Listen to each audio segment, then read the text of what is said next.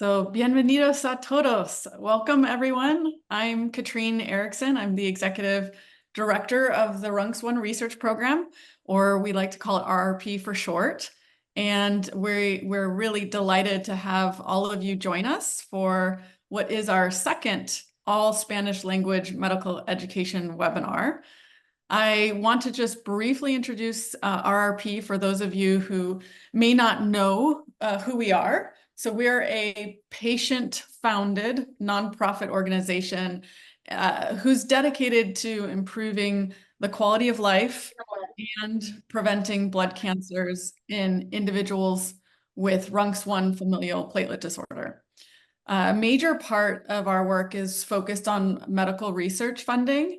And to date, alongside many of our wonderful partners and friends at other organizations, we've been able to commit over $12 million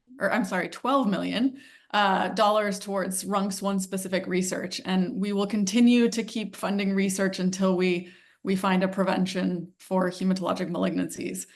As you can see today, another big focus of ours is to organize and support medical education, in particular education that will increase the accurate diagnosis of hereditary heme malignancies. And so I think that's why many of you are here joining us to learn more. So since mi español es muy malo, I'm grateful and honored to have Dr. Sofia Grill, doctora, sorry, as our webinar facilitator today. So Dr. Grill is an associate professor in the Department of Hematology at the Hospital de Clínicas Universidad de la República Montevideo, Uruguay.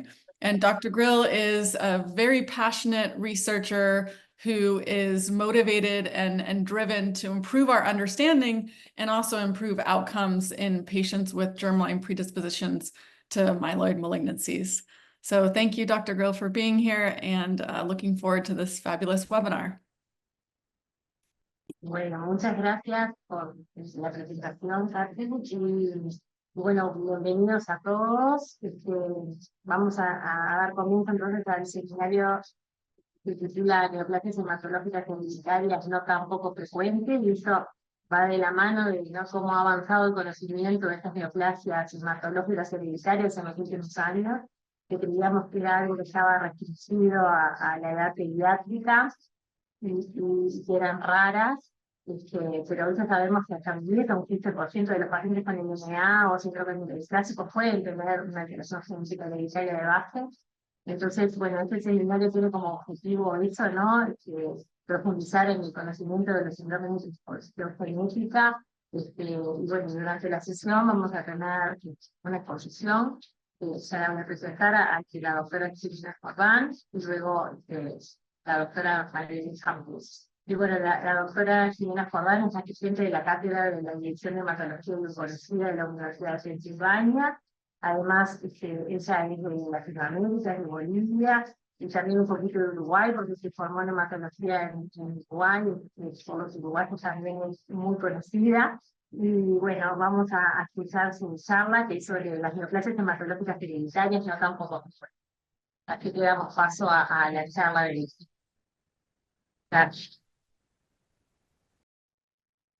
Muchas gracias por esa introducción, y bueno, vamos a empezar con la charla de hoy, que es neoplasias hematológicas hereditarias y que no son tan poco frecuentes. Existen mitos en los que muchos hemos creído por mucho tiempo y aún hasta ahora. Y bueno, quiero comparar estos mitos que tenemos con la realidad. Uno de los más importantes, y quizás el más importante, es que las mutaciones de línea germinal son extremadamente raras, o que no están asociadas con neoplasias hematológicas. Ahora ya sabemos que en la realidad un 10 a un 15%, y quizás este número es mayor, de todos los pacientes con neoplasias mieloides pueden tener una mutación de línea germinal. El segundo mito es que estos síndromes solo ocurren, no solo son vistos en pacientes muy jóvenes, pacientes pediátricos o adultos muy jóvenes. Sin embargo, esto ya sabemos que no es así y que hasta un 7% de todos los pacientes con síndrome mielodisclásico pueden tener una mutación de línea germinal. Y el tercero quizás es que muchos clínicos piensan que la información o saber si un paciente tiene o no una mutación de línea germinal no será útil para el tratamiento o para el manejo del paciente. Y bueno, ya sabemos que ahora que la realidad es que la información es útil no solo para el manejo de este paciente, pero también va a ser para una información útil para toda su familia. Entonces, las neoplasias hematológicas hereditarias son síndromes de predisposición que representan un 10 a un 15% de todos los pacientes que se presentan con diagnósticos de leucemia mieloide aguda o síndrome mielodisplásico. Estos síndromes pueden ser diagnosticados en pacientes de edad pediátrica o adolescentes y adultos jóvenes. Sin embargo, la edad de por sí no debe ser un criterio de exclusión, ya que algunos de estos síndromes, como las mutaciones germinales en el gen DDX41 tiene la misma edad mediana de diagnóstico, ¿no?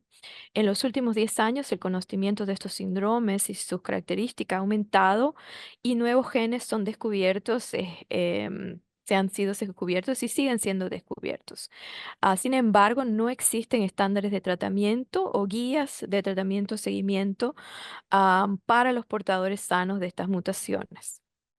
Ya en el 2016, la Organización Mundial de la Salud incluye estos síndromes en las clasificaciones de neoplasias mieloides y en el año 2022 existe una actualización sobre en esta clasificación y aquí como podemos ver existen tres grandes grupos donde se incluyen estos síndromes, las neoplasias mieloides con predisposición germinal en las cuales no hay un desorden previo o disfunción orgánica, y aquí se incluyen las mutaciones germinales del CEBPA, las del DDX41 y el síndrome de Li-Fraumeni. El segundo grupo son las neoplasias mieloides con predisposición germinal y que tienen una trombocitopenia o un desorden plaquetario como antecedente. Aquí tenemos las mutaciones en el RUNX1 en el ANKRD26 y en el ETB6. Y luego, quizás el grupo más grande y más heterogéneo es aquel de neoplasias meloides con predisposición germinal y que pueden tener difusión orgánica en otros órganos, ¿no? Y aquí tenemos los síndromes GATA2, todos los síndromes de falla medular, como la anomia de Fanconi, los desórdenes o telomeropatías, las rasopatías y síndromes más nuevos como el SMD9, SMD9L y el síndrome de Bloom. Esta es una diapositiva cortesía de la doctora Tawana que presentó en el Congreso de Hematología Europeo en Madrid en el mes pasado y aquí podemos ver cómo han sido descubiertos estos síndromes a lo largo del tiempo. Y podemos ver ya en 1999 se descubre o es en los primeros casos descritos de el RUNX1. Después tenemos a las mutaciones en las teloremopatías, las gatas, el ETB6 y ya en los últimos 10 años otras mutaciones más nuevas y quizás el más nuevo síndrome es las mutaciones en el gen RG, que fue presentado en la reunión de ASH el año pasado. Entonces, hay diferentes formas en las que podemos asociar o agrupar los genes de predisposición a neoplasia hematológica. Existen genes que predisponen sobre todo o básicamente al neoplasia mieloide, como podemos ver aquí, pero existen también aquellos genes que predisponen a neoplasia linfoide o leucemia linfoblástica aguda y aquellos están asociados con inmunodeficiencia.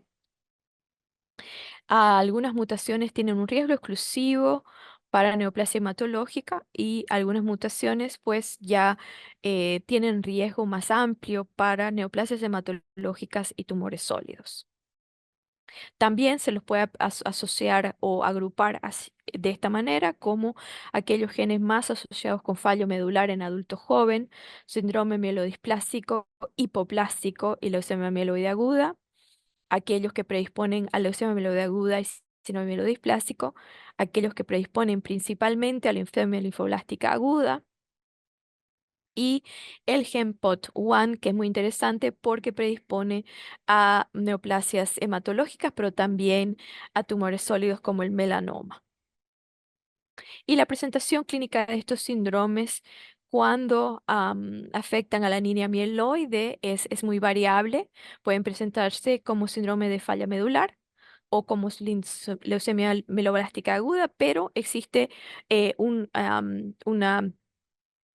una entidad intermedia que es aquel síndrome mielodisplásico hipoplásico, y el síndrome mielodisplásico en pacientes muy jóvenes pues debe alertar a la presencia de un síndrome de predisposición. ¿Y qué sabemos del riesgo genético o hereditario en los síndromes mieloproliferativos? Bueno, ya es notorio que muchas familias pueden tener síndrome mieloproliferativo. Sin embargo, los genes todavía están por ser descubiertos. Existen algunos genes que ya sabemos están asociados con síndrome mieloproliferativo familiar, como algunas mutaciones en el JAK2, en el MPL y en TET2. Pero son muy raros y existe una gran interés en el estudio a profundidad de estos genes. La edad de presentación de estos diferentes síndromes puede variar, puede sí, en algunos de ellos, en algunos genes, la edad de presentación es muy temprana, en la edad pediátrica, como por ejemplo en el ETB6 y el PAX5. Los síndromes que aparecen en mutaciones germinales CBP y el GATA2, generalmente la neoplasia hematológica aparecerá en las primeras 2 décadas de vida, pero las mutaciones de RANEX germinal pueden ser a cualquier edad, y clásicamente las neoplasias hematológicas que acompañan a las mutaciones germinales del DDX41 generalmente son después de los 60 años. Este fue un estudio muy importante por Simon Feuerstein y la doctora Goodley, en el cual estudiaron 404 pacientes con síndrome mielodisplásico, leucemia mielomonocítica crónica. En este estudio se utilizó un panel muy amplio de 233 genes y se encontraron 28 pacientes, eran portadores de variables patogénicas, y esto correspondía a un 7% de la población de este cohorte. Entonces, ¿a quiénes consideramos para estudios de mutaciones germinales? En todos los pacientes con síndrome mielodisplásico que son menores de 50 años o con lesión mieloblástica aguda menor de 40 años, pero quizás este paradigma ya está cambiando y quizás en el futuro, en un futuro muy cercano, en todos los pacientes con síndrome mielodisplásico. Y es más, las guías americanas ya recomiendan que que pensar y considerar las mutaciones germinales en cualquier paciente con síndrome mielodisplásico de cualquier edad, ¿no? Es importante la historia personal o familiar de cáncer, historia personal de citopenias o anemia plástica, cuando la patología muestra un síndrome mielodisplásico hipoplástico o existe una mutación en un gen de predisposición germinal que ya es observada en el panel somático con una frecuencia alélica de entre 30 y 60% o que persiste en aquella médula que está en remisión. Y por supuesto, difusión orgánica como fibrosis pulmonar, cirrosis hepática o algunos rasgos fenotípicos clínicos característicos como los cuales se ven en la anemia de Fanconi. Y este es más o menos un algoritmo que publicó la doctora Churpek en el 2016, que combina un poco lo que son las manifestaciones clínicas que se pueden ver en estos pacientes. La historia familiar es muy importante. el cáncer hematológico o anemia plástica, cánceres a edades tempranas, múltiples cánceres en la familia, historias personales de citopenias, sangrado, anormalidades en los miembros, fibrosis pulmonar o hepatopatía inexplicables, ¿no? Y aquí quizás están mencionados aquellos síndromes más importantes como el síndrome de Li-Fraumeni, que pues tiene predisposición a numerosos cánceres y estos cánceres aparecen en edades muy tempranas. Los síndromes RANEX1, ETB6 y ANKR26.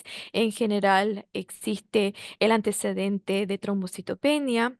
Los síndromes GATA que pueden tener monocitopenia, pueden tener infecciones muy frecuentes y también manifestaciones pulmonares.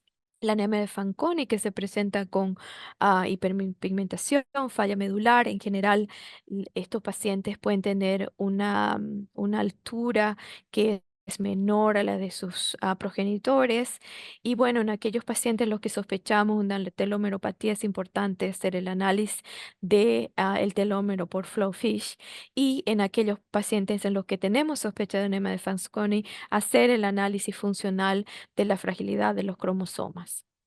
¿Y cómo identificamos una mutación de línea germinal? Bueno, el tejido ideal es el cual no está afectado o contaminado con sangre. El estándar de oro para estos estudios sigue siendo la biopsia de piel con cultivo de fibroblastos y aunque existen estudios utilizando cejas o las uñas, todavía la validación de estos tejidos está un pendiente. Aquí en la Universidad de Pensilvania utilizamos la biopsia de piel para los estudios de mutaciones de línea germinal. ¿Y cuándo es el momento ideal para identificar esta mutación de línea germinal? Bueno, al momento del diagnóstico sería el momento ideal, es lo que llamamos que hacemos un diagnóstico paralelo. Y ya esto es una realidad en algunos centros, como por ejemplo en el Hospital de Niños de Filadelfia. Sin embargo, no en todos los centros está estandarizado esto.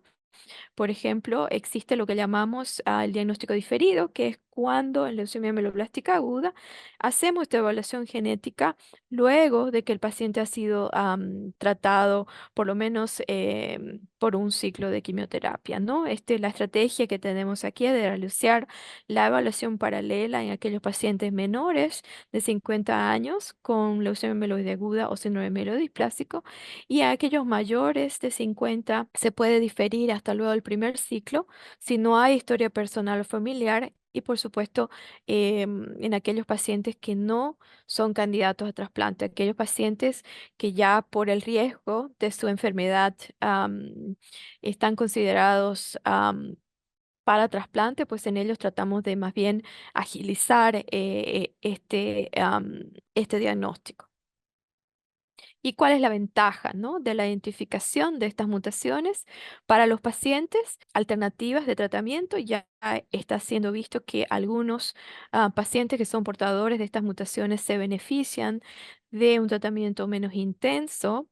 También esto es importante para el acondicionamiento, para el trasplante y para el screening de otros órganos y sistemas, porque sabemos que muchos de estos síndromes afectarán órganos como el pulmón, el hígado y tienen altos riesgos de otras neoplasias no hematológicas. Y para los portadores, es decir, para aquellos familiares que son portadores de alguna de estas mutaciones, pero no tienen neoplasia todavía, entonces es importante saber esta información para un criterio de elección de donante. Los portadores no serán donantes para disminuir al máximo el riesgo de una complicación que no es muy frecuente, pero muy temida, como es la leucemia derivada del donante.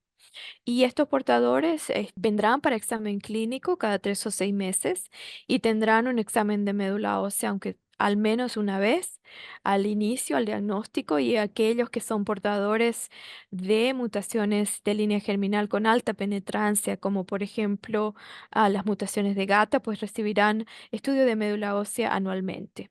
Y esta población abre la puerta, abre oportunidades de investigación, de evaluación clonal de estos síndromes mediante el monitoreo de lo que llamamos la hematopoiesis clonal, y a su vez existe un gran interés de investigar cómo podemos prevenir el desarrollo de estas neoplasias en estos portadores. Y el síndrome, entonces, algunas palabras sobre el síndrome DDX41, considerado el síndrome más común en adultos. La edad media de diagnóstico de los portadores que presentan melodisplasia y leucemia mieloide aguda es de 65 a 69 años. Existe predominancia del sexo masculino y estos pacientes pueden o no tener una historia de neoplasia previa. La mayoría tendrá historias, sí, de citopenias que pueden ser leves, moderadas o severas. Y en el 80% de los casos se ha visto que el segundo evento en el desarrollo de neoplasia es una segunda mutación en el mismo gen. Y en el síndrome mielodisplásico la evolución clínica es distinta y es posible que estos pacientes necesiten un score de riesgo diferente de los cuales que usamos actualmente para otros pacientes con el síndrome mielodisplásico. El síndrome familiar plaquetario RUNX1 con predisposición a neoplasia mieloide también es de gran interés y bueno, hemos aprendido mucho de este síndrome en los últimos años gracias al estudio de evolución natural que está llevado a cabo en el Instituto Nacional de Salud. Y aquí tenemos la publicación, ¿no?, que ellos hicieron el año pasado, en el cual podemos ver que las características clínicas, quizás la más importante es la diátesis hemorrágica, tienen tendencia hemorrágica, incluso cuando la plaquetopenia no es tan severa. Y existe un 50% de riesgo de neoplasia hematológica, ya sea leucemia mieloblástica aguda, leucemia linfoblástica aguda o síndrome mielodisplásico, pero también existen otras manifestaciones clínicas como eczema. Muchos de estos pacientes han sido tratados por años por un diagnóstico presuntivo de púrpura inmune sin respuesta a los tratamientos convencionales. Y también existen el riesgo de cuando estos pacientes se presentan con diagnóstico de leucemia mieloide aguda, pueden tener una enfermedad que es refractaria a la quimioterapia convencional. Otros síndromes que son importantes de recordar son las telomeropatías o síndromes del telómero corto. Los telómeros son estructuras en los extremos de nuestros cromosomas. Tenemos varias enzimas como la telomerasa que asegura el elongamiento de estos telómeros y mutaciones en esta enzima pueden llevar a los llamados síndromes de telómero corto. Estos predisponen a falla medular, pero también tienen riesgo de síndrome mielodisplásico y leucemia mieloide aguda. Y ahí quiero compartir un poco nuestra experiencia modesta en nuestra clínica aquí para neoplasias hematológicas hereditarias. Esto es la experiencia en casi un año de trabajo y en ese tiempo pues evaluamos 79 individuos, ya hasta la fecha ya son casi 120 individuos en un año y medio, pero en el primer año evaluamos esta cantidad de 60 pacientes. La mayoría de estos pacientes fueron referidos, tenían un diagnóstico de leucemia mieloblástica aguda, 13 tenían un diagnóstico de síndrome mielodisplásico y 17 eran pacientes con otras neoplasias como leucemia linfoblástica aguda y linfoma y un paciente con mieloma. También evaluamos los familiares y la información fue obtenida con fines primeramente de saber si podían ser donantes y también para establecer si eran portadores y para un futuro seguimiento. Y aquí un poco dividiendo estos pacientes según edad y como podemos ver de los 30 pacientes, casi un tercio de estos pacientes tuvo un resultado positivo, es decir, que eran portadores de una mutación de línea germinal. Aquí algunas de las mutaciones que encontramos en estos pacientes, bueno, los pacientes que eran menores de 50 años tenían mutaciones que eran asociadas con telomeropatía o síndrome de fallo medular, como las mutaciones en el SAM-D9 y el ARTL1, pero también encontramos una mutación en el gen BRCA. Los pacientes que eran mayores de 50 tenían una más variada de genes y algunos genes que ya son conocidos y que predisponen no solo a neoplasias hematológicas, pero también a neoplasias sólidas como el gen CHEK2. Y esto es cortesía de un poco de los datos de la experiencia de la clínica de neoplasias hematológicas en el instituto, en el MD Anderson de Houston, Texas. Entonces, la doctora Dinardo empezó a hacer evaluaciones de pacientes para posibles mutaciones de línea germinal ya en el 2014. Ya son 10 años que ya lleva ella trabajando en esta área. Y inicialmente, pues, su clínica no tenía tantas evaluaciones, pero como ustedes pueden ver, este número ha crecido y en la actualidad ven casi 200 pacientes por año. Y para finalizar, quería compartir dos casos en los cuales encontramos mutaciones de línea germinal. El primero es un paciente de 52 años con trombocitopenia por mucho tiempo, casi 10 años antes de su diagnóstico, y había sido diagnosticado con púrpura trombocitopénica. No había tenido nunca un estudio de médula ósea y se presenta con falta de aire y una pancitopenia severa y con blastos circulantes, y la biopsia revela leucemia mieloide aguda con alteraciones citogenéticas relacionadas a displasia. Inicia tratamiento con una inducción clásica de 7,3 y presenta como complicación de esta internación unas citopenias muy prolongadas, y su biopsia de médula ósea después del tratamiento muestra enfermedad residual, por lo cual se decide hacer un tratamiento de baja intensidad con combinación de azacitidina y venetoclax. Y con eso alcanza remisión completa. Aquí ustedes pueden ver los análisis mutacionales de mutaciones somáticas en la médula ósea de este paciente. Y como pueden ver, existe una persistencia de mutaciones aquí, y nos llamó la atención la persistencia y la presencia de mutaciones de RUNX1 y debido a su historia de trombocitopenia previa, pues teníamos una alta sospecha clínica. Y se realiza una biopsia de piel con cultivo de fibroblastos, y efectivamente se encuentra que este paciente tiene una mutación en de línea germinal en el gen RUNX1. Y entonces el análisis de DNA pues confirma el origen general de la mutación, y se ofrece consejo genético a este paciente antes de tener los resultados cuando se hace la investigación. Después, a la vez, cuando teníamos resultados, también nos reunimos con el paciente y sus familiares para ofrecer evaluación de otros familiares si así lo quisieran, y pues también conectamos a esta familia con la Fundación Ranex One para más soporte.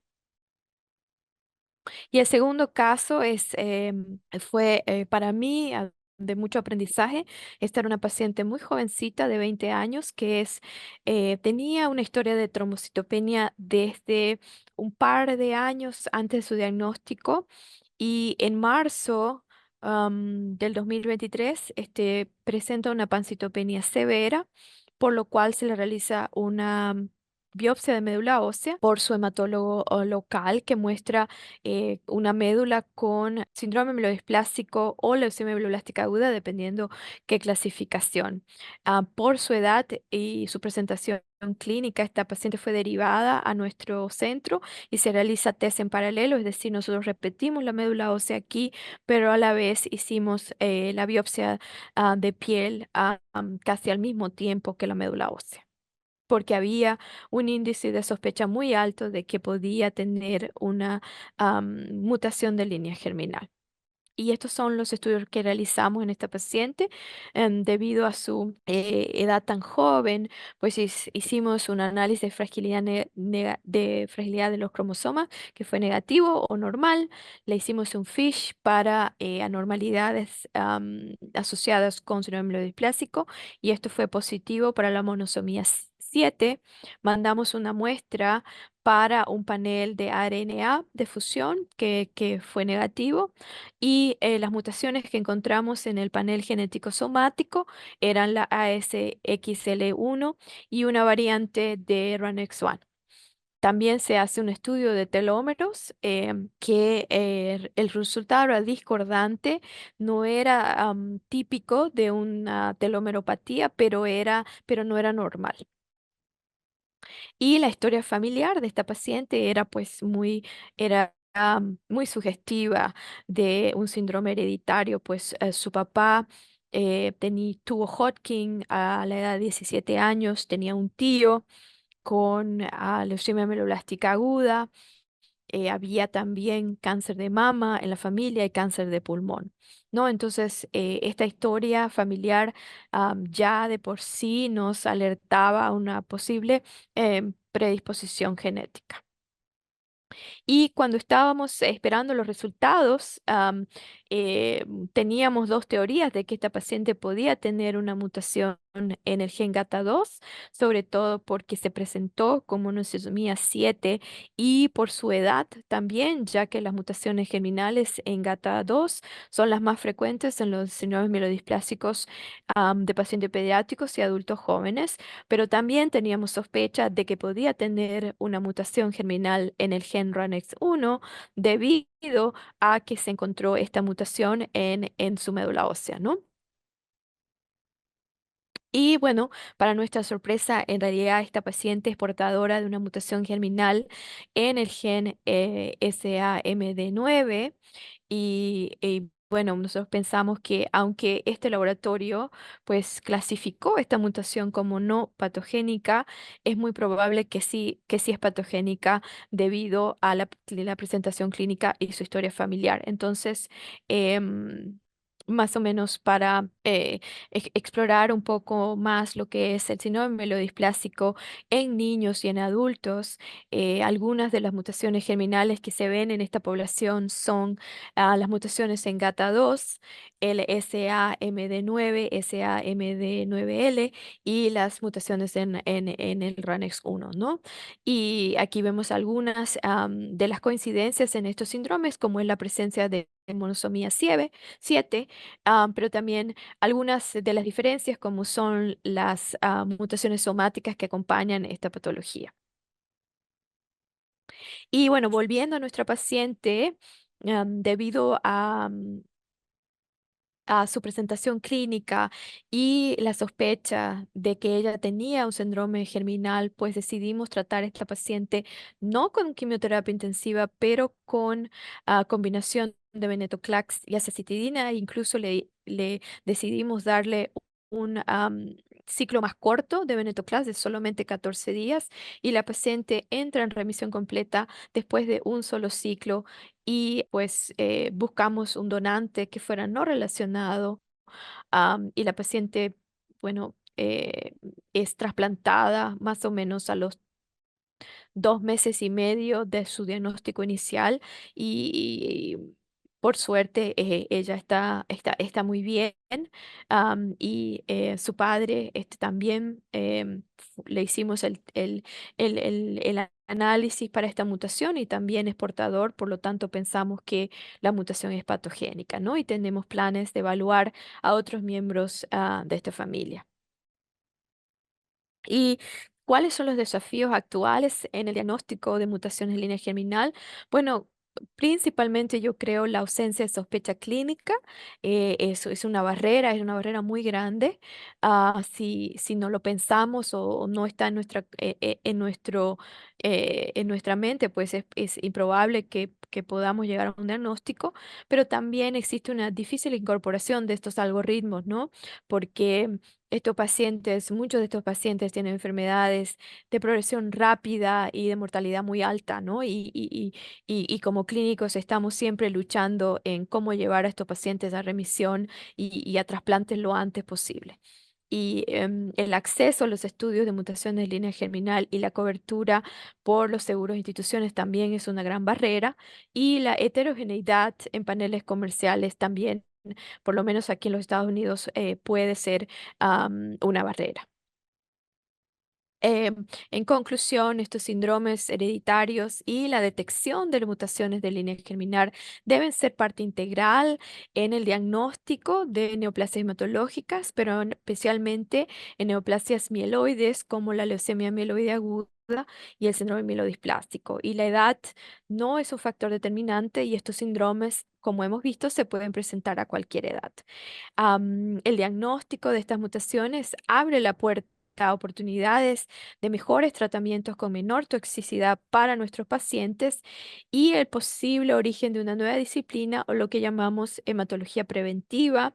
Ya existen estudios, ensayos clínicos en los cuales se está tratando de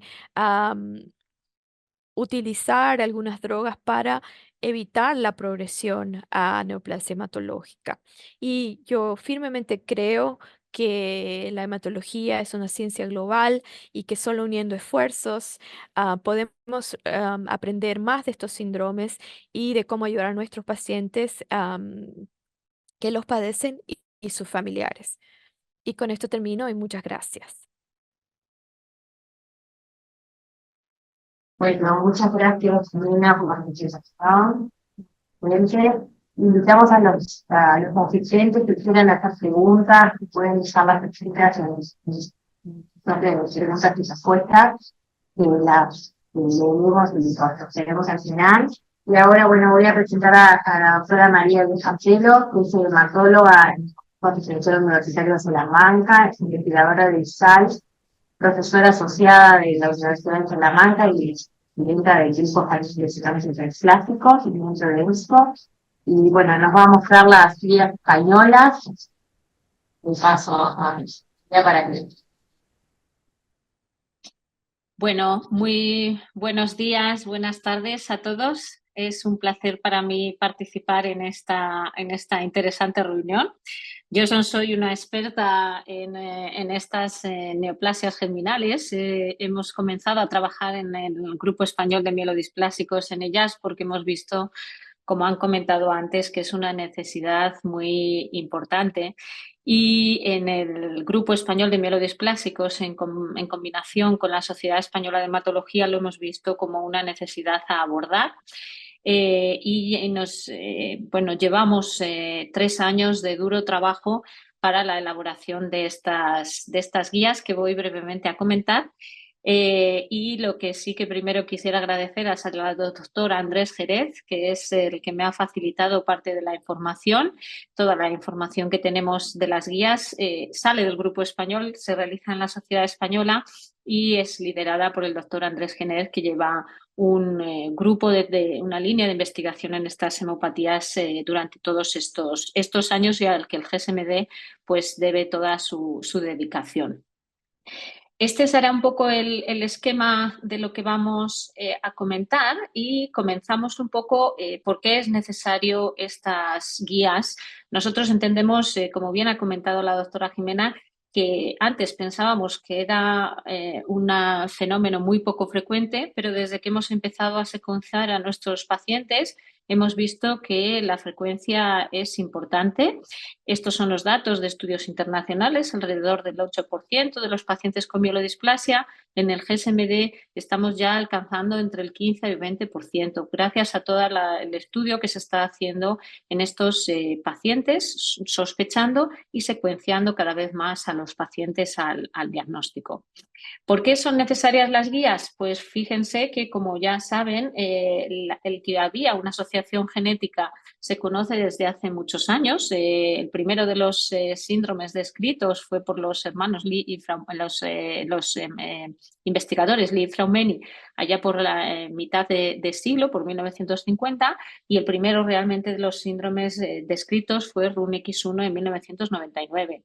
La OMS nos sorprendió el 2016 con esa entidad con carácter definitivo de neoplasias germinales, y a partir de ahí ha sido un gran descubrimiento de las nuevas genes y de las nuevas clasificaciones.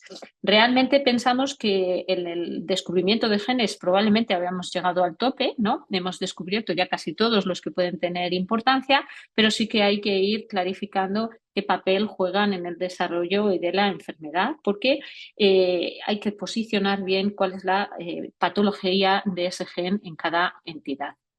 Importante también ver que por qué tenemos que hacer unas guías. Nos parecía una tarea muy difícil debido a las nuevas evidencias. Al final es muy difícil recoger en guías cuando no está nada claro, y es un poco lo que nos pasa con las neoplasias de origen germinal. Hay muy pocas recomendaciones basadas en evidencia, y las recomendaciones muchas veces son de estudios muy pequeños. Por eso pensábamos que era muy importante. Y es difícil llegar al consenso. Vamos a ver algún ejemplo, y el ejemplo primero lo tenemos con las nuevas clasificaciones que tenemos desde el 2022, tanto la clasificación de la OMS como la clasificación del Grupo Internacional Consenso, aunque inicialmente pueden parecer que hacen una clasificación similar porque engloban las mismas categorías fundamentales de alteraciones sin disfunción orgánica previa, con patología plaquetar o aquellas sindrómicas, pero luego sí que existen diferencias en las entidades que recogen, los genes, en cómo se tratan las alteraciones patogénicas o no patogénicas. Es importante también cómo interpretar estas variantes. Esto los moleculares siempre dan mucha importancia. Los clínicos, cuando recibimos un informe, ya necesitamos que nos clarifiquen si eso es importante o no para el enfermo, pero detrás hay un trabajo muy importante molecular donde se debe de identificar bien cuáles son las variantes y cómo las debemos de interpretar en base a distintos esquemas. No todos los grupos están de acuerdo en las mismas clasificaciones, y otra de las cosas que pensábamos que existía dudas era en la identificación de cuál es el mejor tejido para estudiar ese origen germinal.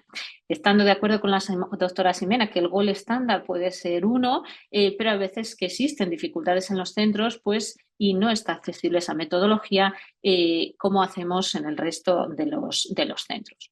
Importante también el cómo se informan, si se informan o no se informan esos hallazgos secundarios que muchas veces los doctores moleculares o citogenetistas pues no saben si decirnos a los clínicos, porque en cuanto nos ponen un número importante de genes en el informe, nosotros rápidamente interpretamos que es todo patológico y vamos a actuar como tal. Entonces es importante cómo tratar pues esa información. Por lo tanto, veíamos que era muy importante establecer esas guías a nivel nacional. ¿Por qué? Pues porque las que vemos publicadas, estas son dos ejemplos, las del grupo nórdico o las guías de las americanas que han sido actualizadas recientemente, pues muestran unas similitudes, unas diferencias que son muy importantes, pero no son similares unas a otras y muchas veces no son aplicables a lo que acontece en cada país. Por poneros algunos ejemplos, existen dificultades o diferencias entre a qué personas realizar el estudio de predisposición germinal. No es la misma la aproximación que dan los nórdicos que la que se da en Estados Unidos. Tampoco se ponen de acuerdo en cuáles son los test necesarios para realizar, en qué situaciones. Y por último, por ejemplo, cosas tan importantes sobre cómo manejar a nuestros enfermos una vez diagnosticado y también a los portadores. No se establece un seguimiento adecuado en esos portadores, unas pruebas necesarias mínimas para hacer y mucho menos pues también cómo interpretar estas variantes. Por lo tanto, veíamos que era una necesidad no cubierta en nuestros pacientes y que era importante hacerlas nacionales. Y en este sentido quiero recalcar que cada país muchas veces tiene sus capacidades, sus cualidades, sus debilidades y sus fortalezas, y tienen que adaptarse las guías a esas realidades que son diferentes de unos países a otros. Por supuesto, tenemos siempre las guías de referencia en las que nos podemos establecer, pero sí que pensamos que es importante hacerlas adaptadas a la situación de cada país. Y por eso, allá por 2022 o 2021, empezamos a trabajar en un grupo de trabajo dentro del GSMD que luego se expandió a la sociedad española en las guías germinales que van a ser publicadas en este año. Este es un poco el título, todavía estamos en fase de maquetación, tenemos lo que es toda la documentación terminada, ¿de acuerdo? Y estamos en fase de maquetación y vamos a presentarlas este año en el Congreso Nacional de Mallorca, así que les invito a todos ustedes a que nos acompañen. A partir de ahí estarán disponibles para su descarga y utilización, por supuesto, para todas las personas que estén interesadas, pero hasta ese momento pues no vamos a poder difundir mucho su contenido porque lo queremos hacer oficialmente en el Congreso Nacional. Este es un poco el orden que nosotros hemos intentado hacer. Hemos querido hacer unas guías integrales donde unamos y recojamos todas las principales características de cada uno de los síndromes de predisposición germinal, incluyendo también estos distintivos de neoplasias mieloproliferativas crónicas, que a veces pensamos no están bien englobados en las otras guías, y queremos también hacer una especial hincapié en cuanto a las muestras, las técnicas, los genes que tenemos que hacer, cómo interpretar las variantes y qué manejo clínico y consejo genético hacemos en los enfermos. Sabiendo que muchas veces rozamos un poco la legalidad, quería decir, porque no hay una evidencia tal como para a veces establecer unas recomendaciones oficiales. Pero sí que para ello contamos pues con una fortaleza en la elaboración de las guías, y es que son muy multidisciplinares. Aquí les pongo las imágenes que tratamos en los distintos capítulos de mucha profundidad molecular, pero están estas guías también formadas y, por supuesto, participando clínicos para que siempre entendamos lo que los genetistas o los biólogos moleculares nos quieren hacer ver con esos informes de secuenciación masiva o de alteraciones en estos genes. Entonces, quieren ser unas guías transversales que engloben a todas las especialidades y que sean útiles tanto para los médicos hematólogos como para los biólogos moleculares, saber cuándo y cómo enumerar una variante, cuándo darla de patogénica y qué importancia darle, y al clínico qué tiene que hacer si tiene un paciente portador de determinada mutación. Y en ese sentido hemos intentado ser muy claros, lo verán a partir de octubre, y tendremos unas guías que están muy llenas de algoritmos que intentan hacer un poco más fácil pues esta dura identificación de estos pacientes, y intentamos en ese sentido pues hacerlo atractivo por medio de una serie de algoritmos como este que ven aquí en la diapositiva. Intentamos también resolver dudas, por eso decía que es importante hacerlo a nivel nacional, porque aunque el gold estándar sea uno, muchas veces en los centros no está accesible. Por ejemplo, en Salamanca, que nosotros podemos tener tecnología de última generación, para nosotros es imposible hacer un cultivo de fibroblastos porque no tenemos la capacidad de hacerlo. Pues hemos querido en las guías pues, recoger todas esas salvedades para que cada clínico o cada laboratorio sepa pues, cuáles son las ventajas y desventajas de cada técnica y que las ponga en marcha según sus recursos. Nosotros en estas guías también nos decantamos un poco por, viendo la realidad que tenemos en nuestro país, cuál sería la mejor técnica para estandarizar a nivel de España. Y en este sentido nosotros pensamos que esa extracción del DNA del folículo piloso con una metodología que elaboramos en las guías pues podría ser útil, necesaria y suficiente para hacer el estudio a estos pacientes. Y en ese sentido pues hemos indicado un procedimiento para esa extracción y haciendo que el DNA sea suficiente para hacer estos estudios. Otra de las cosas importantes que van a poder ver en las guías pues es a quién hacer y cómo estudiar a estos enfermos.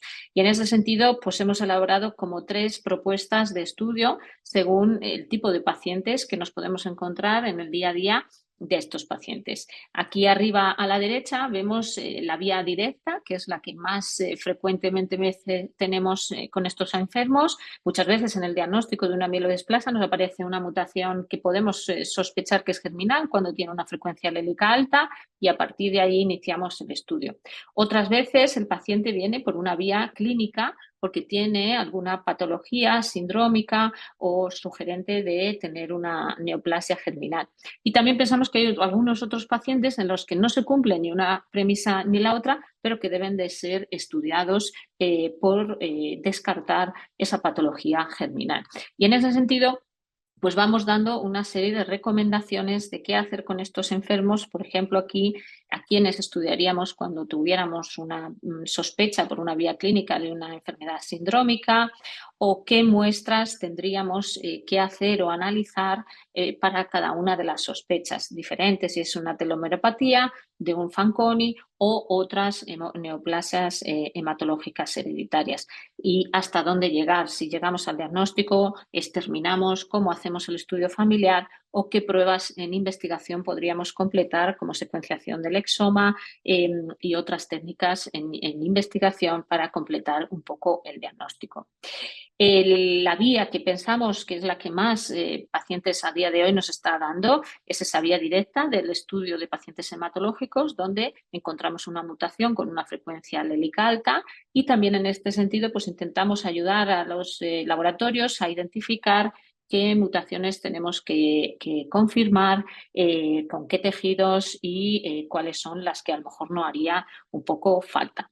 Y en ese sentido, pues intentamos establecer estos algoritmos que ayuden también al laboratorio a tener ese mecanismo de actuación.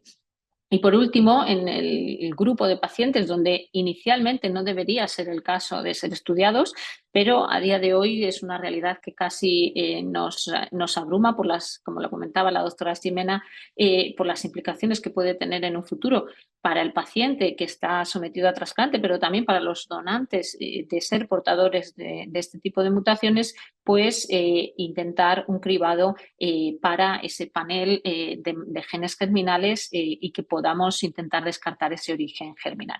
Con todas estas aproximaciones pensamos que el paciente puede, casi en el 90% de los casos, identificarse todas esas alteraciones que están relacionadas a día de hoy con las mutaciones germinales. Y estos son unos ejemplos muy breves. Todo esto lo presentaremos a partir de octubre en la reunión de la sociedad de cómo va a quedar las guías germinales. Simplemente 2 diapositivas acerca de RUNX1 en nuestras guías. Veis que van a existir estos cuadros donde claramente identifiquemos cómo es la hemopatía, a qué se puede asociar, un poco cuál es la clínica que asocia esta patología y cómo debería ser el manejo tanto del paciente como de los portadores. En unos casos con una evidencia más contrastada y en otro pues basada en esa opinión de expertos multidisciplinar. Y en ese sentido pues queremos llegar también a ese diagnóstico molecular e iremos acompañando de estas figuras con todos los tipos de variantes descritas para cada gen en estas hemopatías. Así que estamos pues ya muy deseosos de presentarles en los próximos meses estas guías que tienen el valor de ser pues eso, multidisciplinares. Algunas de las guías vemos que están un poco sesgadas por los autores, adaptadas a nuestra situación de país y de realidad, que yo creo que eso también es importante, y también importante ser dinámicas. Nada de lo que dejemos escrito pues a lo mejor está vigente o muchas de las cosas se modifican en los próximos años, entonces tenemos que tener la mentalidad tan abierta de ser y flexibles y ágiles en ir adaptando a las nuevas evidencias que son muchas y que van saliendo. Las presentaremos este final de año en el Congreso Nacional y por supuesto estarán disponibles para su descarga. Y por mi parte nada más, simplemente agradecerles su implicación y su participación en este simposium y lógicamente al GSMD y a la sociedad pues esa oportunidad de presentarles, aunque sea brevemente y muy sutil, pues estas guías coordinadas por el doctor Andrés Jerez en España. Muchas gracias. Muchas gracias por la presentación. Bueno, estaremos ansiosos de leer las guías españolas, que siempre son muy buenas. Y ahora voy a presentar a la doctora Roberta Micheli, es internista y hematóloga, encargada de la clínica de leucemias agudas en el Instituto Nacional de Ciencias Médicas de El Salvador, Surinam, en la Ciudad de México. Es miembro fundador del grupo de trabajo de leucemias agudas de la agrupación mexicana para el estudio de la patología. Y bueno, y va a participar de la discusión de las preguntas que ustedes tengan para nosotros. Bueno, tenemos algunas preguntas en el chat. Bueno, todos si quieran pueden hacer preguntas en la sección de preguntas y respuestas del Zoom. Y bueno, la primera pregunta es ¿qué protocolo utilizan para el seguimiento de familiares sanos con alguna mutación? Supongo. Si quieres comentar algo tipo Berta o capaz que Emma o Campelo. Pues si quieren puedo comenzar hablando un poco yo, ¿no? Bueno. Pues la perspectiva que a lo mejor, Sofía, tú podrás apoyarme un poco en esto. Creo que la perspectiva que vivimos en muchos países en Latinoamérica es distinta porque tenemos retos pues que van mucho más atrás, ¿no? Creo que el primer reto que tenemos en nuestra región es primero que nada asegurarnos que todos los pacientes, no sé si primero que nada, pero digamos el reto actual es asegurarnos que todos los pacientes con estas neoplasias mieloides puedan tener un diagnóstico genómico completo, que esto pues es el reto que tenemos ahorita, ¿no? Y eso creo que ha hecho de cierta forma, pues que un poco este tema, que creo que es muy importante estar tocando aquí, se haya quedado como un poco atrás, ¿no? Como, y también de la mano de pensar lo que decían justamente en un inicio, que tenemos esta idea de que tal vez no es tan frecuente ni tan importante, entonces, pues lo hemos dejado un poco atrás, ¿no? Y en ese sentido, bueno, ahorita nos podrán las personas que están haciendo esto de forma rutinaria platicar un poco cuáles son los protocolos, pero a lo mejor sería interesante que platicáramos también entre todas, pues cómo en nuestros países en Latinoamérica podemos empezar con esto, ¿no? Creo que en este momento es poco factible pensar que todo paciente en América Latina vaya a tener ya pues una clínica específica para esto y algoritmos tan armados, pero tal vez pues justo estos mecanismos para poder primero llevar la información a la gente, para estar conscientes de que esto es mucho más frecuente de lo que pensamos. Y no sé qué pensarán ustedes, pero tal vez empezar pues como en pensar y en hacer algoritmos a lo mejor un poco más clínicos de en qué pacientes y bajo qué características tendríamos que pensar en esto para buscar alguna intervención que sea factible en nuestra región, ¿no? Pero bueno, quisiera escuchar la opinión de todas y que nos puedan contestar, pues, qué protocolos están haciendo para familiares, que era la pregunta, ¿no? Bueno, yo puedo contestar un poco lo que estamos haciendo acá y lo que hemos tratado de hacer. Yo colaboro mucho con el hospital pediátrico, porque ellos tienen más experiencia en esto. Entonces, dependiendo la mutación y el gen, ¿no? Hay algunas mutaciones en genes específicos que la penetrancia es muy alta. Entonces, en ellos, el seguimiento es muy, digamos, hacemos médula cada año y hacemos evaluación de la sangre cada 3 meses. Pero hay otros, por ejemplo, si una persona joven es diagnosticada de que es portador de una gen, en el gen DDX41, pues nosotros sabemos que quizás a una edad joven no van a tener ningún problema, entonces ahí esas personas tratamos de que el seguimiento sea quizás una vez al año, ¿no? Y tratar también de que el peso psicológico de esto sea el menos, ¿no? Porque yo trabajo con una consejera genética y ella me ayuda mucho en cómo tratar de identificar el riesgo y si el riesgo es bajo, tratar de minimizar el efecto psicológico que pueda tener en una persona que es sana, ¿no? Porque no son pacientes, son portadores sanos. No sé, la doctora Campelo, ¿qué le parece? Sí, nosotros nos parece una pregunta muy apropiada y por eso en cada capítulo de cada gen hemos intentado hacer unas recomendaciones de seguimiento para los portadores. Nos parece muy importante, como ha comentado la doctora Ximena, ni pasarnos de pruebas en pacientes sanos, en personas sanas que no son enfermos y tampoco que llegue ya el paciente debutado como una leucemia mieloide aguda.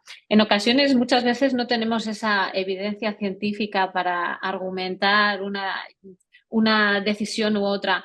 Y yo creo que muchas veces se tiene que también basar en el sentido común y ver un poco cómo es el paciente, su edad y sobre todo el riesgo de desarrollo de estas hemopatías. Yo ahora, como comentaba la doctora Ximena, yo he tenido un paciente en seguimiento en consulta con un DDX41 que hizo una mielodisplasia, pero era una mielodisplasia después de ser germinal, era una mielodisplasia que no tenía criterios todavía de riesgo. A este paciente le teníamos que llevar al trasplante y íbamos evaluándole poco a poco cómo incrementaba el blasto hasta que ya tuvimos criterios para llevar a trasplante y proceder en esa situación. Tuvimos suerte de que no hizo una transformación en este tiempo, pero es verdad que un seguimiento exhaustivo y dependiendo del gen y la penetrancia, como ha comentado ella, es a día de hoy la estrategia más segura, porque es muy importante el que el paciente se diagnostique adecuadamente y en el momento que la enfermedad está empezando a producir esos síntomas, ante cualquier sospecha, reevaluarle, pero tampoco podemos condenarle a ser un enfermo durante muchos años a veces donde no hay esa situación.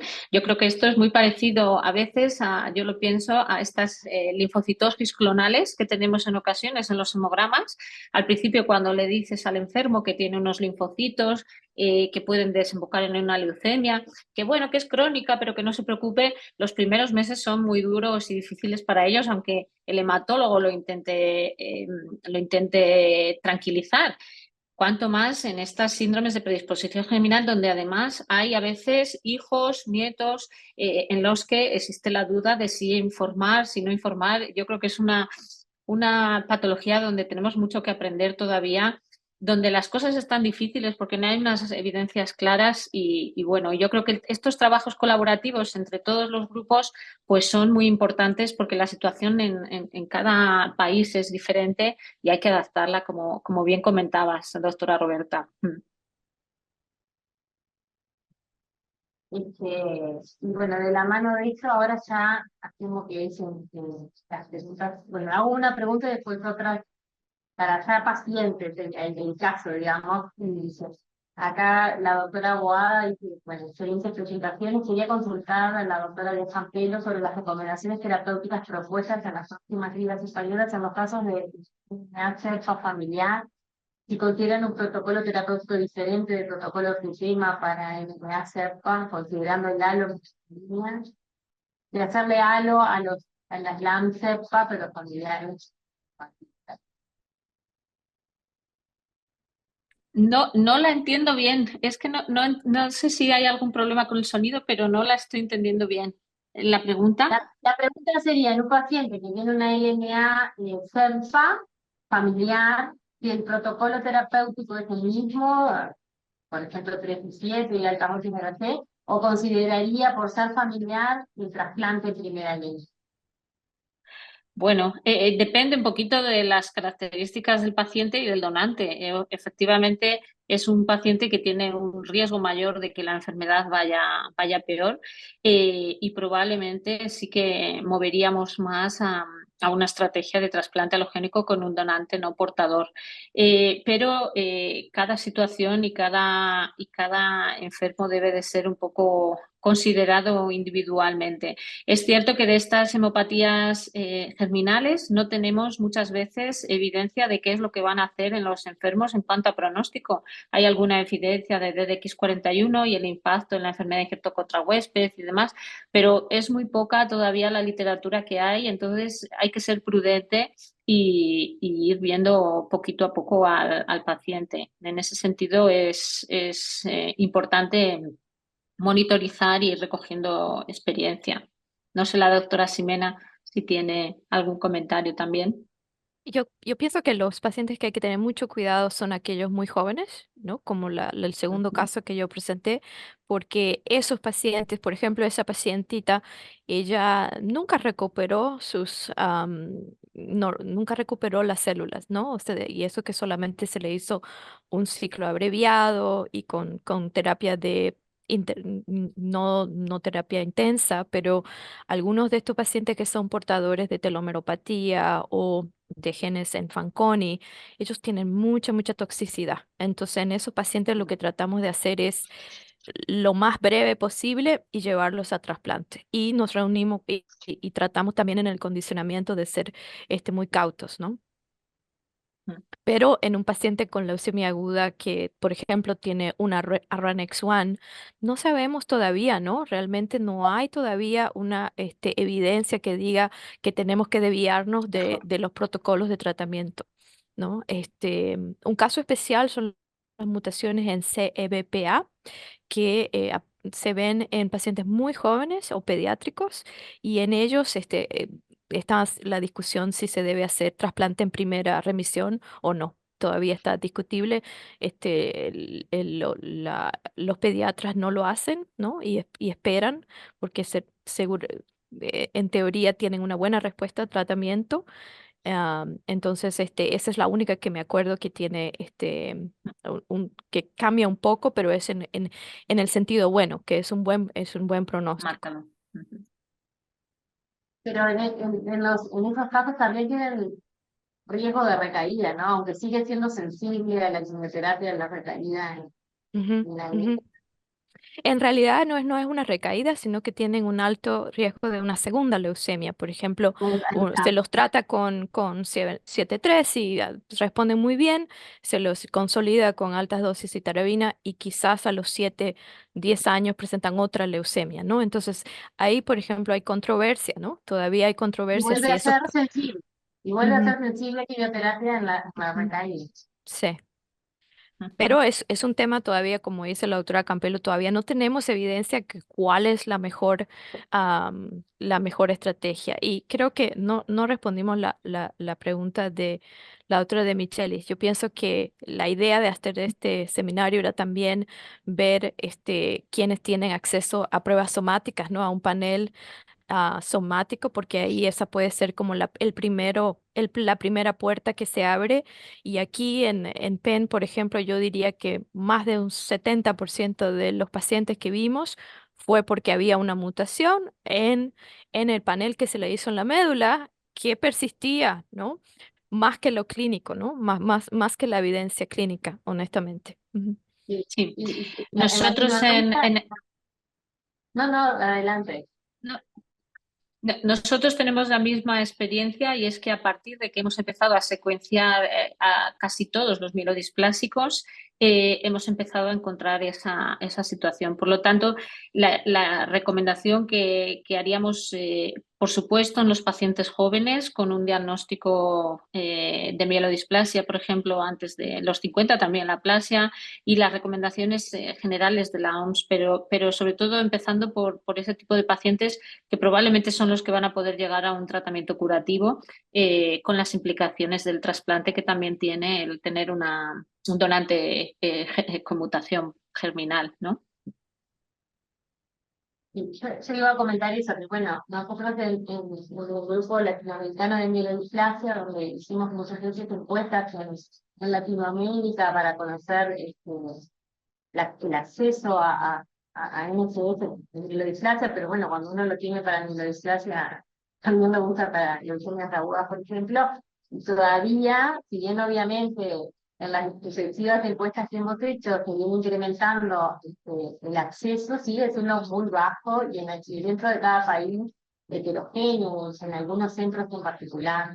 En Uruguay, por ejemplo, tenemos acceso sobre todo en los servicios públicos, en los servicios privados, solo los pacientes que pueden pagarse el estudio. Y quizás un poco al revés, en otros países de Latinoamérica tienen más acceso a los servicios privados, pero todavía es muy escaso. Entonces, cuando uno piensa desde el lado de pacientes con línea terminal y a quién sería fundamental estudiar, quizás son aquellos pacientes que van a ir a trasplante, que uno necesita conocer si es una línea. Digo pensando, ya sé que las guías dicen, bueno, por debajo de 50 años, toda mielodisplasia o LMA puede tener una alteración de la línea germinal. Quizás nosotros tendríamos que pensar, sí, eso, pero ¿en quiénes nos va a impactar el tratamiento? Por ejemplo, creo que el candidato a trasplante, o por lo menos mi opinión, ese deberíamos hacer el esfuerzo de estudiarlo, ¿no? porque quizás nos indique qué donante tenemos que usar, algunos cambios en los regímenes de condicionamiento a utilizar. Si bien obviamente me queda clarísimo que hay que intentar estudiar toda la población, pero cuando no tenemos acceso, como dice Roberta, creo que deberíamos, no digo tener nuestras guías, pero sí los más rojos de a quién hay que pensarlo. No sé qué opinión tienen ustedes, si tendrían que pensar así. Yo en ese sentido recalcar la importancia de la secuenciación masiva. Yo muchas veces cuando comentamos con ustedes en Sudamérica la metodología del diagnóstico, a mí me sorprende todavía en muchas ocasiones la importancia que se le da a la citometría de flujo, cuando realmente es una información que corrobora muchas veces lo que ya sabemos por morfología, por la citología. Es una prueba muy cara, de muy difícil análisis, muy laboriosa y realmente de cara al pronóstico, a la estratificación, a la confirmación diagnóstica nos aporta muy poco. Entonces yo siempre soy mucho más partidaria de dirigir bien los recursos y a lo mejor si tenemos recursos limitados, potenciar la secuenciación masiva antes que la citometría de flujo, debido a que nos va a aportar muchísimo más valor para el paciente en una mejor clasificación, pronóstico y a veces identificar tratamientos, cosa que la citometría pues no nos lo está haciendo. Sí, y yo Roberta, ahí. un poco a esto y también escuchar su opinión, porque al final mucha de la información que tenemos, ¿no? Como de todas estas variantes, proviene de poblaciones principalmente blancas europeas, ¿no? Entonces, es posible también que si estamos analizando, guiándonos en esta información, perdamos cosas que pueden ser muy relevantes para nuestra población, ¿no? Particularmente creo que en leucemia linfoblástica aguda y principalmente en niños tenemos más información que demuestra que pues, hay muchos de estos genes de mayor predisposición a leucemia linfoblástica aguda que son mucho más frecuentes en la población que tiene, pues, más porcentaje de indígena americano y mucha de la información que tenemos es de esta población en Estados Unidos, ¿no? Pero no sé qué tanto deberíamos de buscar ser mucho más amplios en lo que analicemos en nuestra población, porque tal vez hay algunas otras variantes que son mucho más representadas en nuestra población y que si nos guiamos por lo que está descrito en otras poblaciones, podríamos perderlo, ¿no? Pero no sé qué opinan ustedes. Sí, eso es una realidad. El primer paciente que yo presenté, él es de Asia.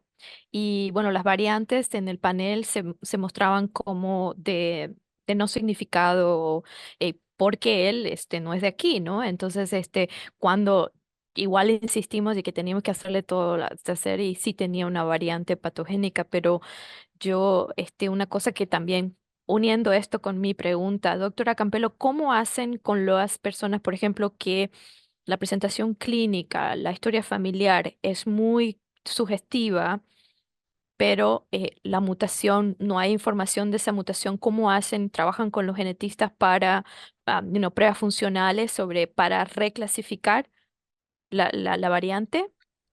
Sí, sí, sí. En ese sentido sí que se está trabajando con ellos en una colaboración. En España tenemos un grupo de trabajo sobre la línea germinal que lo lidera el doctor Jerez. Intentamos enviar todas las muestras para que lo analice también su laboratorio, porque a veces nos encontramos con que no tiene una variante conocida y necesitamos hacer otra metodología, exoma y demás. Entonces lo tenemos casi todo ahí centralizado. Y lógicamente cuando encontramos alguna variante diferente, pues es importante el asesoramiento, pues no solo del grupo del doctor Jerez, hay veces que otros grupos están trabajando en alguna gen concreto y intentamos GATA2, existe un grupo de una doctora georgiana italiana que está trabajando también con el GSMD. Entonces tenemos más o menos identificado por genes algún experto por intentar aclarar las variantes, porque el confirmar funcionalmente su patogenicidad es difícil y laborioso y muy largo. Y claro, cuando tenemos al enfermo ahí, pues lo que queremos saber, sobre todo los clínicos, porque nosotros siempre que leemos una mutación en un informe ya interpretamos que eso es malo, aunque nos pongan de significado incierto, ¿verdad? Entonces, que eso es algo que yo les digo muchas veces a los moleculares, digo, tener cuidado porque esa información es muchas veces dinamita para un clínico. Si algo ponéis en el informe es porque consideráis que es importante y el clínico lo tiene que tener en cuenta, aunque no haya suficiente evidencia. Entonces, yo creo que hay que trabajar mucho en eso y en las guías hemos querido intentar homogeneizar y estandarizar, que eso es importante. Hicimos ese trabajo ya con las mutaciones en las guías de secuenciación masiva que hicimos hace unos años en el GSMD y bueno, y con esto intentaremos, aunque existe probablemente menos evidencia que antes. Bueno, y hay acá otras preguntas, alguna que se repite varias veces. ¿Qué tejido prefieren para realizar los tejidos germinales? Otras preguntas que vienen, ¿se prefieren fibroblastos? ¿Hay alguna otra cartucha menos laboriosa? Y luego, de la mano de esto, para que sea consciente, si se quiere utilizar los pacientes que tienen sospecha, un panel de neoplasia hematológica hereditaria o ir directamente a realizar un examen. No sé qué opinan. Bueno, creo que la doctora Campelo respondió un poco en su presentación de que, bueno, sí, idealmente sí es preferible, ¿no? El cultivo de fibroblastos, pero lleva tiempo y, por ejemplo, los resultados llevan entre 6, a veces entre 4 y 6 semanas. Entonces, a veces, la estrategia que utilizamos aquí es si realmente el paciente queremos llevarlo a trasplante, pues se empieza la búsqueda de un no relacionado mientras se va haciendo todo la evaluación, pero así, usando, usted mostró que se podría usar alternativas, que pienso que es una buena idea. Sí, nosotros lo que quisimos recoger es un poco lo que hemos comentado. El gold estándar es ese, pero no está disponible siempre. Entonces, cada centro pues tiene que intentar confirmar que es germinal. Lo importante es que el centro lo confirme y no por decir nosotros en nuestro centro no tenemos cultivo de fibroblastos, no podemos confirmar esa origen germinal. Entonces, por la estrategia más adecuada, sabiendo sus ventajas y desventajas, pues intentar en el paciente confirmar esta situación.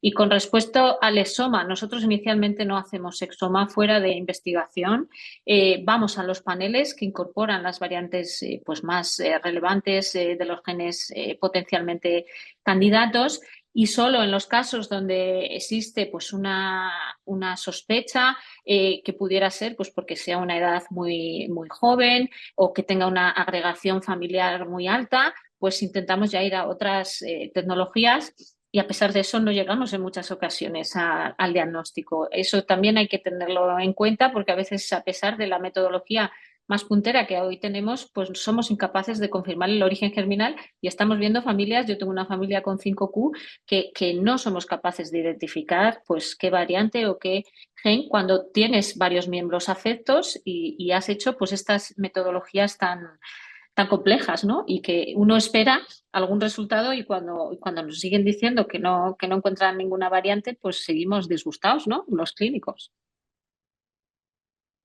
Y también es importante que hay centros, ¿no? En todo el mundo que pueden tener experiencia en una mutación específica o en síndromes específicos. Entonces, eso es importante, ¿no? Por ejemplo, yo sé que St. Jude tiene centralizado todo lo que es las mutaciones SM9D y L.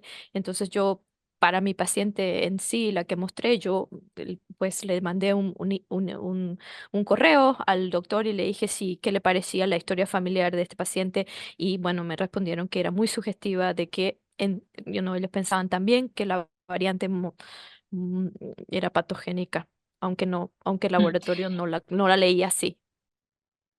Eso yo también es importantísimo. En esto hay que ir buscando la experiencia de centros que están recogiendo esas series grandes. No tenemos a veces ni que mandar la muestra, con mandar el resultado del informe sí que pueden orientarnos acerca de todo eso. Yo creo que con eso tenemos mucho mejor clasificado a los pacientes. ¿Sí?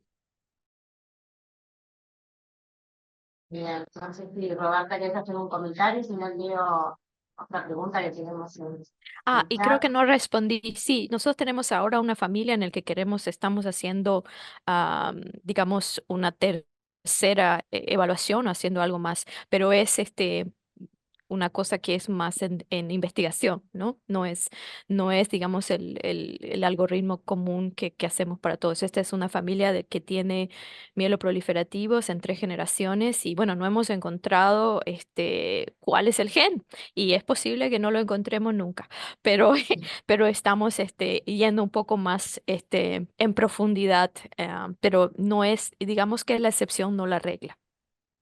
Ujú. Bien. Bueno, y ahora les leo entonces esta pregunta de la doctora Matilde Paz. Bueno, enhorabuena por la gestión de precisación y debate. ¿Recomendaría que un paciente con una mutación de origen terminal candidato a trasplante alopémico, puesto que no está estandarizado ni existido en todos los centros de estudio terminal, abonantes familiares y un hermano científico prolijo? ¿Sería recomendable la selección de un donante no familiar? O sea, cuando no pueden estudiar a la familia y directamente a un no familiar, entiendo solo. Sí, yo pienso que inicialmente si vamos a poder ir a un donante HLA idéntico, emparentado, pues no sería la mejor de las soluciones para el enfermo. Sería mucho mejor intentar secuenciar por metodología Sanger, como se puede proponer, o alguna otra metodología sencilla y confirmar o no la mutación en los donantes potenciales.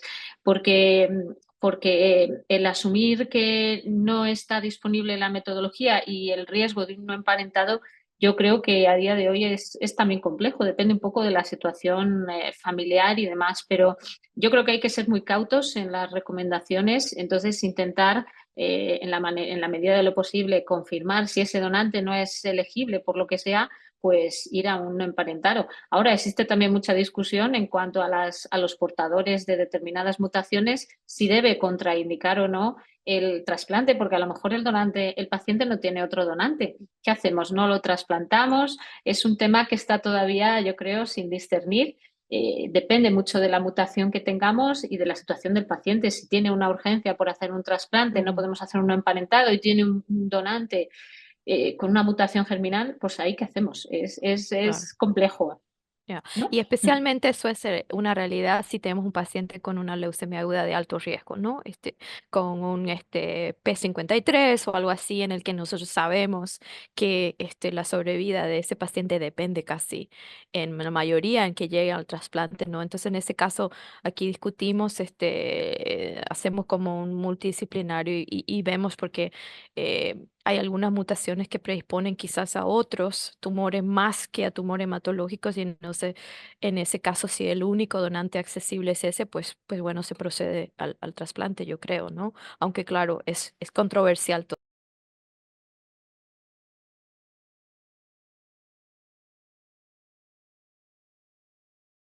Creo que nos tenemos reducido todas estas preguntas. No, esta era la última. No sé si quieren hacer algún otro comentario. Estamos cerca del final. No sé, Roberta.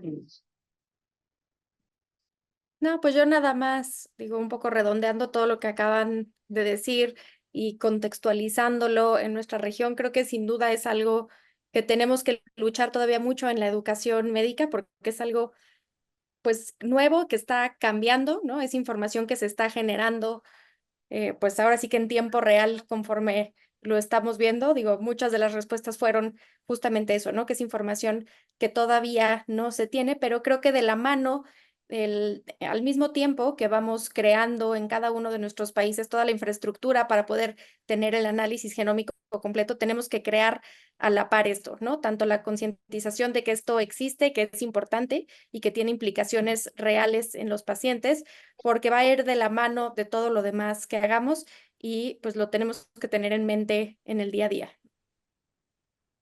Bueno, cada vez que es un tema nuevo y todo es complejo, desde el tiempo estudiar y luego cuando lo estudias, el sentido clínico de las variantes que se encuentran para ver si explica lo que tiene el paciente o no y nos permite eso tomar conductas terapéuticas.